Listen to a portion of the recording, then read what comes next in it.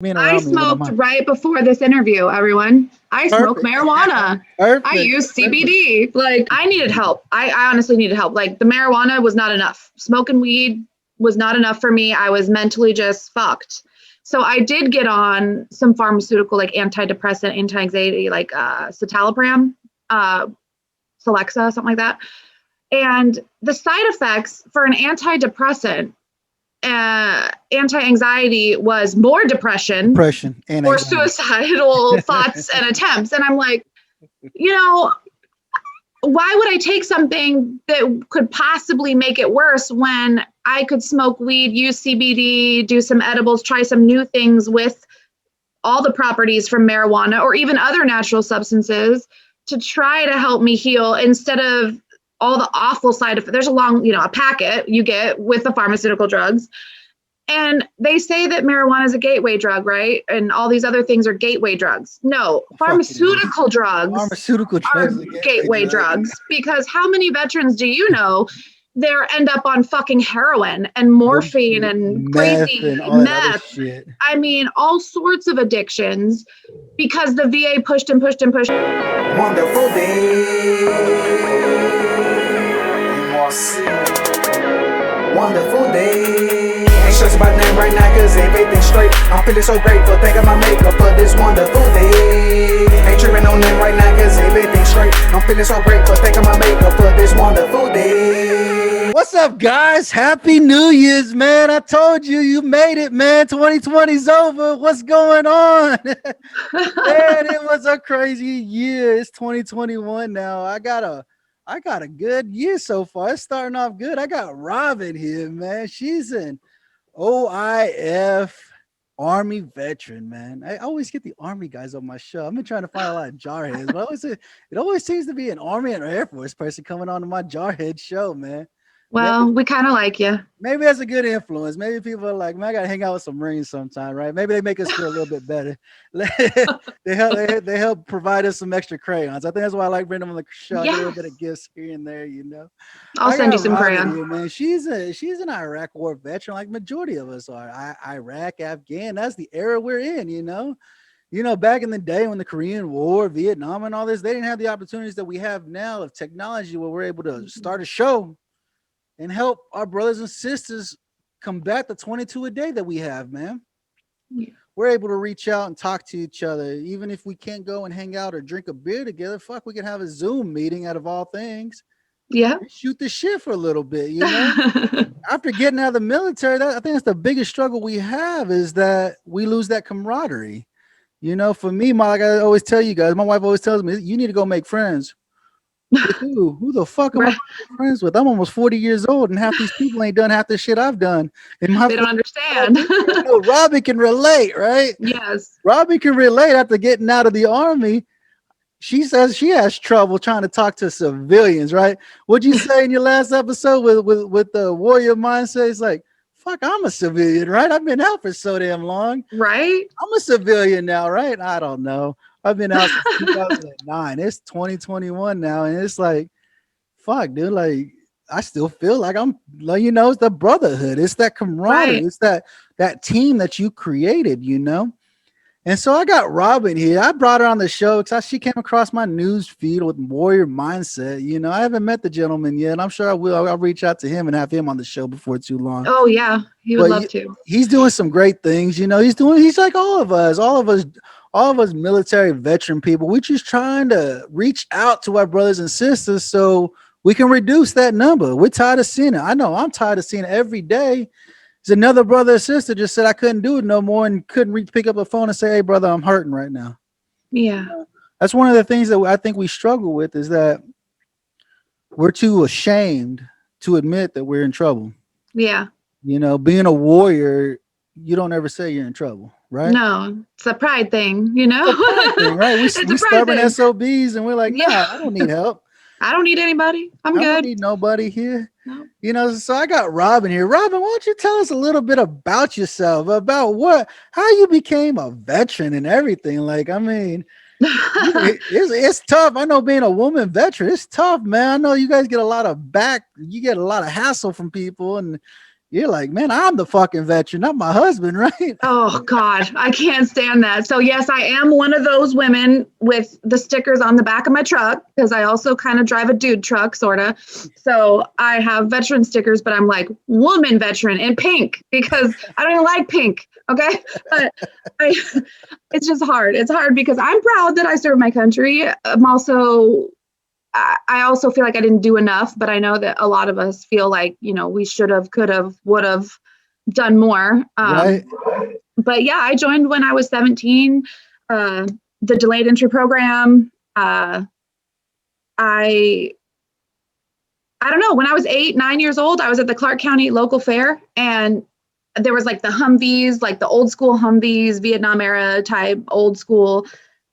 Shit, that's what they still have. What are you talking about? The down armored shitty ones that are all like, forest green and black and shit. No shit. Back in 03, we deployed with the Vietnam era Humvees. We didn't have no body armor. The door's falling off.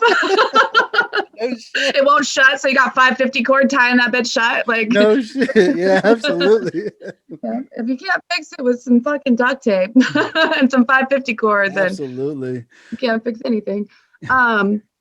But yeah, I saw a female in uniform, and in my mind, all the old war veteran movies, everything my dad ever saw, cowboy shit, he's kind of misogynistic, but women didn't belong in the military. So of course, being the rebel at heart that I was just like, oh, you said I can't be in the military because I have a vagina? And I was only 8, but I was just like, there's a woman in uniform and she was beautiful and she was surrounded by a bunch of men, but she looked like a badass. So I just left my parents and walked over and was like, can I get in your car thing, your tank thing? And she's like, it's a Humvee. Go ahead, sweetie. And I was like, can I go in the Army? Like, when can I join? Can I be with you're a woman. And she's like, women are in the military. And I was like, they are, just kind of in awe. And so she told me to sign a little, the little forms you can sign your information. And she let me do it to feel special. And she's like, we'll come find you when you're 18. We'll come find you. And I was like, okay. So sure as shit, recruiters found me. And senior year or junior year, probably senior year. And I just joined the Army, and I knew I was never coming back. And here I am back in Vancouver, whatever. So why the Army out of all branches? Why the Army? Just because you see the Canadian Army? Because the Marines. So I was dating a boy, William Wold. He's a dead Marine now. So he didn't die in combat, but he died in an awful way. Yeah. So okay. Sorry. Yeah, it's sad. He's been gone a long time, but it's still, it's always there. No, absolutely, it's always there. Yeah. So Will, his brother, had joined the Marines, and when his brother came back, this badass Marine, he was like, "Oh, I'm going to the Marines, honey. I'm sorry, you go Army, whatever." He's like, "Join the dark side, come to the Marines." I was like, "Well, but the Marines have separate boot camp for women and men. Like, that's bullshit. I want to be treated." I was a feminist. Okay. I'm a little bit of a feminist. I was like, I will be treated just like the boys, and I will do whatever boys can do, and I'll do it better. Yeah. So we went our own way. He became a Marine. When I was on Operation Noble Eagle, though, guarding the Pentagon during the Reconstruction after 9/11, he was stationed as a presidential guard with Bush. So he was actually one of Bush's security team, and that he was a badass. He was real badass. Yeah. Oh, and he was a gorgeous man, let me tell you. Sorry, Becky, and sorry his family, sorry mom. But damn, was William Christopher Wold not the most gorgeous fucking Marine I've ever seen in my life? Fit and everything in shape and looking good in little dress blues and stuff. Seriously. So anyway, I ended up seeing him years later, and we were friends. I mean, he struggled. He had a lot of demons, but I joined the Army because I felt like I would be treated more equally. Funny, but still, my brothers out there know that, our PT stuff was different. Our scoring, our weight, our everything is different, and we do get I don't know what you would call it. I privileged, I guess, maybe, because I have a vagina. I don't know. it just sucked. It sucked because I was always told I was fat and overweight at 135 pounds, 5'3". Yeah. I was a fatty, and I needed to be taped all the time. I would never made weight, even with a 300 PT score or higher. Like, what the hell am I supposed to do? Like, just, nothing's ever good enough. I don't know. I just, I have respect for all the branches, of course. I mean, chair force. Just kidding. I had to. You got the Space Force now. I want to see how those guys come out. I don't know. I'm kind of jealous though. Like, are they gonna like tell people they're astronauts? I don't know. I mean, is Space Force real? Space commanders. Like, take up Space Force. I don't know. I don't know what the world's coming to, but I know that there's no one's perfect, right? We're veterans. We've made mistakes. We've fucked up. A lot of us have had drinking problems. Some of us still do. What are you talking about? Especially when you come back from deployment. I mean, fuck, all that's the first thing I did. I went and bought me a 12-pack as soon as I got back. I remember calling my mom from like my closet-sized little room. It was actually technically a closet. It wasn't the only room they had in the barracks. And I remember I was laying on the cold tile, disgusting floor, just in my own vomit, like, what, Mom? And she's like, it's only like 11 o'clock in the morning there. What are you doing? I'm like, I was so drunk last night. And she's like, what? And then boom, boom, boom, boom, boom. Hey, Mac, Sergeant Mac, are you coming? And I'm like, what the fuck? Everything's shaking. We're going drinking. Like, holy fuck. I just got home, I think. And they're like, it's 11 o'clock. Let's go. And then you just, you're like, what shit, shower, shave, and drink again. Start all over again, right? Yeah, I don't know. That was the story. I think that's how it was with my first year I was in. I went to, like I said, I've been with my wife for 20 years. I met her back in 2000. I joined boot camp in 2000. January of 01 is when I joined the Marine Corps. It was January of 01. She was still in high school when I met her. Like, but she's a tough shit. She's a tough shit. Like I said, I was only 17. So she was 16. I was only 17. And she finished out 2 years of college or high school in 1 year. She did her junior and senior year in 1 year because she grew up in a rough life. Like, she didn't have both parents, and she's got a huge story. Like, she could tell you and you're just like, holy fuck, how are you so happy? And how are you so and she's a hustler. Like you said, she's a hustler. When she sees something she wants, she knows what she needs to do to get it. That's awesome. I need to meet her. Put her on. What are you doing? I'm just kidding. Right? She's freaking awesome. She's awesome. She really is. She's on my Wednesday episodes with Veteran Trash Talk. We're always on there. We always bullshit on every Wednesday. And so, but she's gone home, man. And just to know, I mean, she knows how it is. And that shit, I mean, the shit I've put her through, I'm like, why are you still with me? Like you said, you've been through your share of divorces, right? Every veteran has been through their share of divorces, Yeah, got a couple under my belt. And a lot of people do. They have a couple under their belt. You're just like, fuck. I think I talked to one guy. He was on his 5th marriage. I was like, what the fuck is wrong with you? Okay.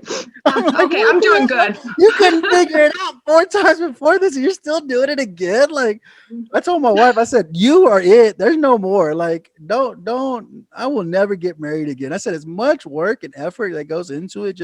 I said, I'm fucked up in the head, and you still tolerate the stupid shit I put you through. You still tolerate me. Like, she's like, I will never get married again. Like, you are it. I will never do this for anybody else ever again. You got to work for it. People just give up. You just got to work for it. They do, And like I said, I've given her multiple reasons. I've been selfish. I've done stupid shit. A lot of stupid shit. I've been selfish, but she's still here, and she's still giving me the opportunity to be here with her. And I'm like, fuck, dude. Like, I'm blessed. I'm blessed beyond all measures, And every time I look at her, I was like, I am so blessed. Like, every day I tell her, I said, thank you. Thank you for waking up here again with me another day, because you could have just said, fuck this, I'm done. I can't do this no more, and just leave, And so it's crazy that the nonsense is crazy with it, and I don't know, I think that's what a lot of us struggle with is not having a support system, with the shit that we battle every day is not having that support system and dealing with the shit that we did. Because I mean, the shit I did in Iraq wasn't like everybody else that, people are seeing bodies, people are shooting at people are doing this, people are doing that. I was a fucking pogue. I was an engineer. I was engineer support is what I was, you know. And where I went with the air wing. I was swinging with the wing is what we say in the Marine Corps. You swinging with the wing. I went swinging with the wing, and then bitches deployed me twice. And so our mission was to support. We're gonna support. So back in '03, we supported the mission, supplies in, bodies out type mission. And then back in '05, when I deployed again, we supported the base there, the air base. We had to ensure that the flight line was operational. So same thing, supplies out, bodies in type mission. Mm-hmm. And so that's what we did here. I mean, you were a little badass, I hear. Because talking about warrior mindset, you was a little badass from the story you were telling us. Tell me a little bit about what you did while you was in the Army. I mean, I don't think I was a badass. I struggle with that. That I struggle with since I only did one tour, and but the Army's one tours are fucking long as hell. Yeah, 12, 13 months. Yeah. I don't know. I just knew so many fucking heroes, really. I knew so many I was with so many amazing men and women that some of them are still serving to this day. And I felt bad. I was thinking about what I told Eric on Warrior Mindset. And I was like, God, there were so many people I wanted to name drop and be like, like Captain Lynn Rolfe, like he's part of so many organizations helping so many veterans. And there's all these people that I was lucky enough to serve with that I feel like were real badasses and real heroes,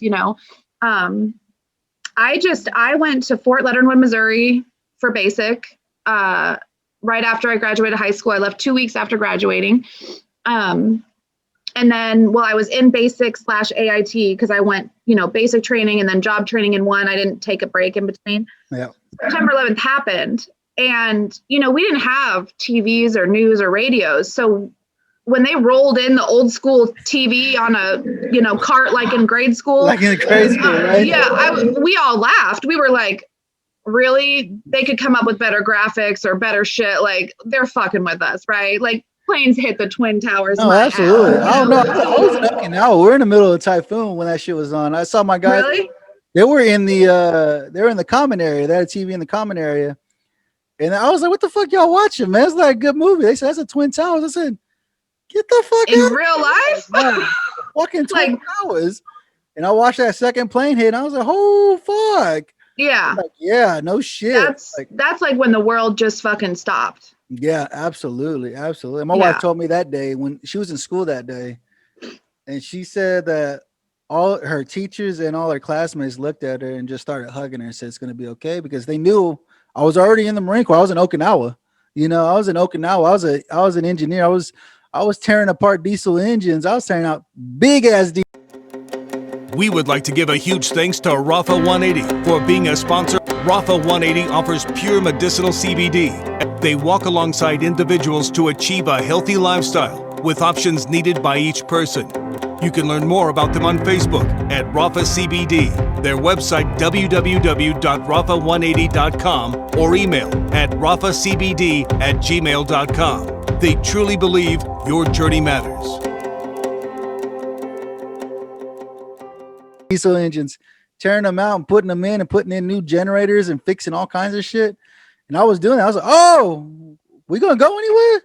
Like, wait. Oh, dude, your support. You ain't doing shit. You ain't doing shit right now. I think that first thought for all of us was like, oh shit, we're going to war. Yeah. Like for real. Like absolutely. For real. And like, then you think about all the awesome vets.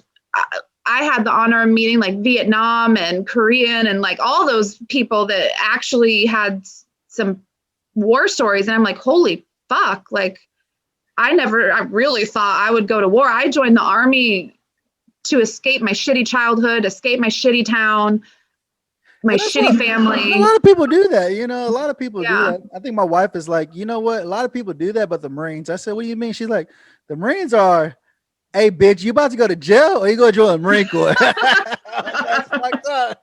But the Marines won't take just anybody. The Marines don't take just anybody. Then y'all send them over to the Army because they're just like, we'll take them. We'll take them. We'll take them. Oh shit! That's the two branches. Like my uncle retired out of the Army. He retired. He'll tell you he died hard 82nd Airborne, but he didn't retire from 82nd. He retired out of San Antonio. down to San Antonio. So he retired there. My dad was an Army reservist, and he retired after 20 plus years. I told my uncle got mad at me because I deployed to Iraq before he deployed.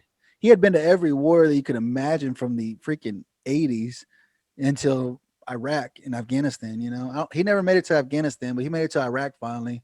And he was pissed because I was on my second deployment before he made his first deployment. So it's bullshit. It's bullshit, And I didn't even know when I was a civvy. I didn't even know before joining the Army. Like, there was people going to Egypt and Syria and all these other countries doing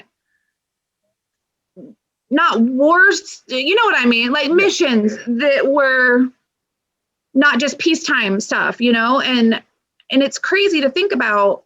There's so many operations and so many soldiers and Marines and that do tons of deployments that no one has a fucking clue about. That's what keeps America great. That's what keeps us where we're at. That's why we are a superpower, because a lot of people don't understand what it takes to serve in the military.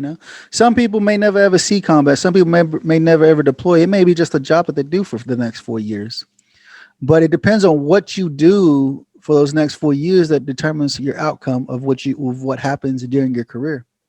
Like I said, I've been listening to Team Never Quit, and they always, Marcus Luttrell, badass Navy SEAL and shit. And he always gets all the badass people on the show. I'm trying to one day, hopefully I can get to that point where I can bring some, some of these Medal of Honor recipients on here. They look at me and they're like, oh, this guy just talking about weed, man. I tell you about so much more this plant can do, I'm saying? I'm trying to break the stigma. That's my biggest thing, is breaking the stigma. The government told you it was bad, so guess what? But how many of us actually listen to what the fuck the government tells us? I'm tired of listening to the government. Everybody gets mad at these politicians. I said, it's not a left-wing, right-wing thing, dude. All those motherfuckers are in it for themselves. They don't give a fuck about what you think you believe in or what your rights are. They don't care. They're politicians. They're worried about making their 6 figures a year, getting everything they need, and lining their pockets.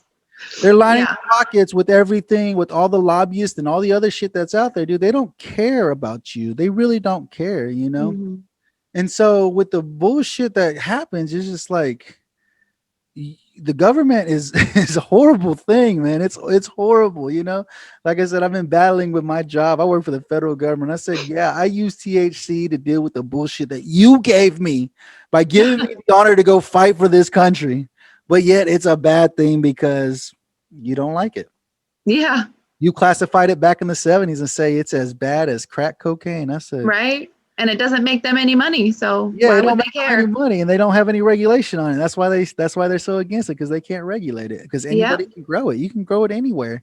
It's a plant, Yes. And that's the biggest thing that sucks about it, And so you went on and you deployed. You said you got to protect the Pentagon during 9/11. Yeah, I got orders. You fresh boo. You say you went to Leonardwood and straight from Leonardwood straight to the Pentagon. You're like, what the fuck am I? Well, I went to Fort Riley, Kansas, for a couple months, and then we went to the Pentagon. You're like fresh. You were like, oh shit, I just learned how to do this job.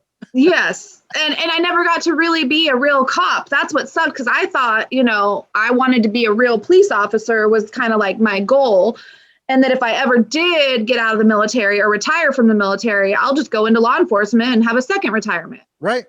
So that was my idea, right? Like, I mean, everybody's got plans, but so Fort Riley, Kansas was, it's Kansas. There's not much out there, right?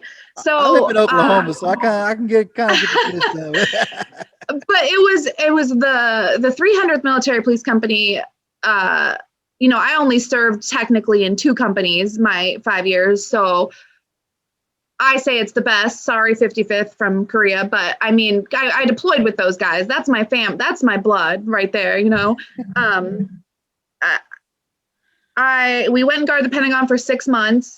And that was weird. It was weird having like up armored Humvees, guns loaded in your gunner up in the turret, and you're driving the streets of DC, and civilians are like, what the fuck? They got like convoys of security going to guard the Pentagon. And it just felt funny doing that on American soil. Like, it kind of brought everything more to a reality of like,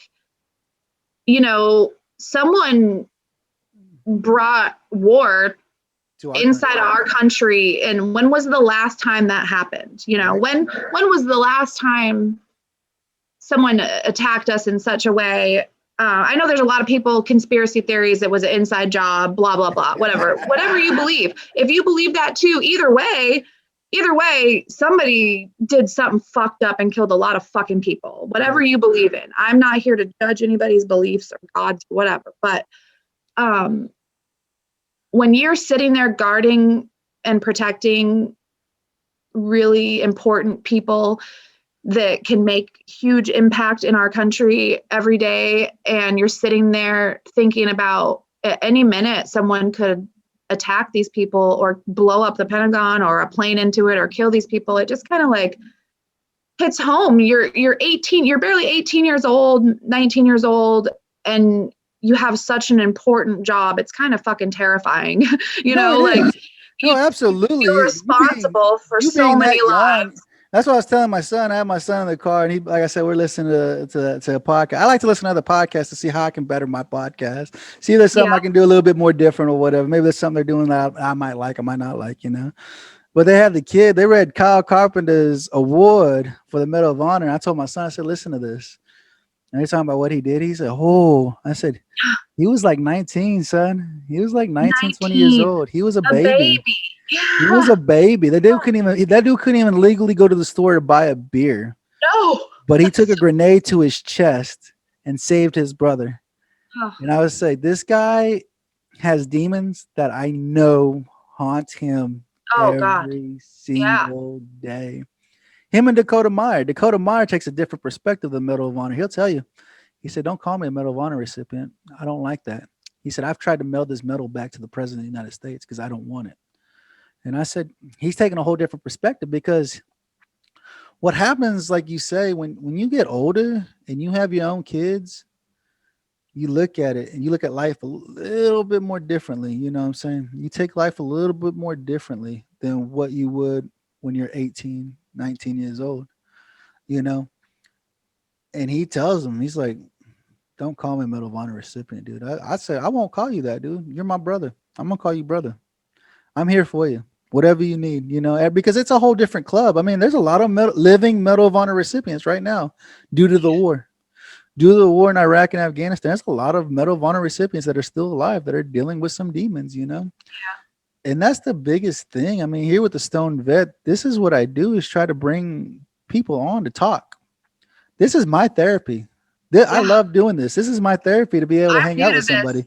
Eric was the first one to interview me ever. I've never spoken publicly where anyone could see it outside of like a veteran community. I've never talked about any of it to anybody other than people that know me intimately. I mean, some of my best friend Heather since kindergarten, I still have never had conversations with her about the stuff. She's married to a military guy. So she understands. She's survived a lot of deployments with her husband, and she's not a typical civilian, but I still don't talk to people about it. But I just realized, I'm getting closer to 40, and it's creeping up quick, ain't it? It's creeping up. And I realized, like, what if my shitty, barely just under 5-year military career, one deployment, didn't do much with my life, honestly. Like, what if just my little bitty story could help one veteran, this is emotional, not submit to the 22 a day, like what if just one little thing, or what if I can help legalize fucking marijuana, and that in itself would save hundreds and thousands of veterans just from sheer fucking overdoses of pharmaceutical meds or down a dark path of meth or whatever. Like, just the thought of me being able to help one person, even if I didn't serve with them, you're still my brother. I didn't serve with you. I just met you today. Absolutely. But you're my family now. So absolutely. And that's what I tell people. I said, I don't give a damn what branch you're in. I don't care. You signed that damn dotted line. You stood in that fucking municipal freaking lobby. You raised your right hand. Some of y'all might be left because you lost some grunts or whatever. You don't know your right from your left.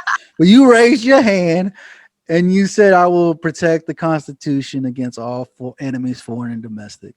I will defend you. I will take a bullet for you. I don't know what walk of life you came from. You yourself, you didn't have a very good walk before you joined the military. You know what I'm saying? A lot of people have different walks of life. Some were rich and they were given the silver spoon, the golden spoon, whatever the hell you want to call it. And they were given everything when they were a kid. And there's some kids that they don't know who their mom or their dad is. They grew up in a foster care system. They turned 18. They said, I gotta get something better for myself. I need to join I need to join the military because that's my ticket out. Yeah. They can teach me some things. They can teach me how to be an adult, or they can try to teach me how to be an adult. Maybe how I'll start having money come in because I've never had money before. And maybe I can learn a couple of things, or I can meet some people that might be able to influence my life when I grow up to be an adult, you know?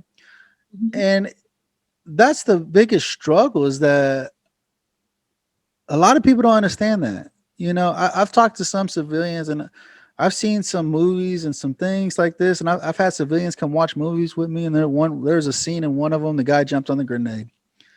And the guy looked at me and said, why would he do that? I said, why wouldn't he? I'm leaving. I'm going home. I'm done. I can't talk to you. I can't. Like, you don't understand. Like in the Marine Corps, that's one thing they teach you.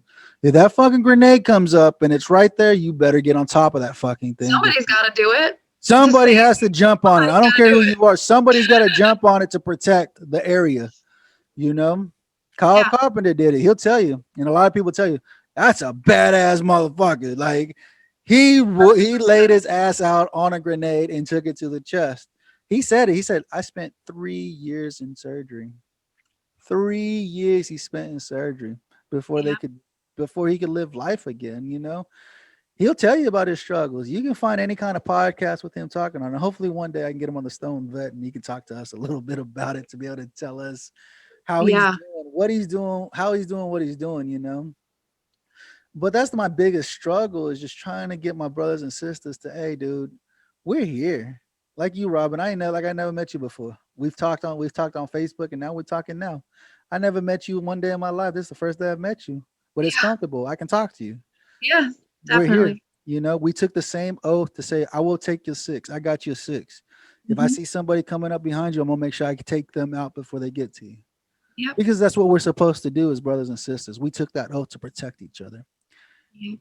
And the mission of the Stone Vet is to protect our brothers and sisters, to make sure that they know, hey, we got your 6. I always stress, you have to build your community around you, regardless of where you're at. You're up in Washington. I'm in Oklahoma. There's veterans all 50 states, hundreds of thousands of veterans in this country. The biggest thing is reaching out to you and say, hey, man, what are you doing tonight? Let's go get a drink. Let's go get a burger. Let's go get fat and nasty together and just hang out. I need somebody to talk to for a little bit.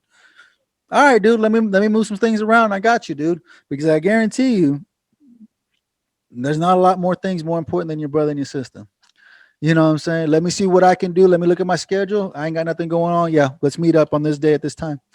Let's go have a burger together. Let's go have a shake or whatever the case may be, or go have a drink, whatever your poison is. But go hang out, you know. Smoke a blunt. Go smoke a blunt. Go smoke a bowl, whatever your poison is. Go hang out, dude, because that's the biggest thing. It's just having that camaraderie and knowing that you have somebody there to your left and to your right to take care of you, you know. Loyal right now, I'm chilling with my squad. You see me protecting myself with this gap, you know it's hard to stay alive. Been taking for me for so long, but now one baby claim was mine. I'm going to war for what I need. The soldiers overseas and camouflage. Ain't stressing about nothing right now, cause everything's straight. I'm feeling so grateful, thinking my makeup.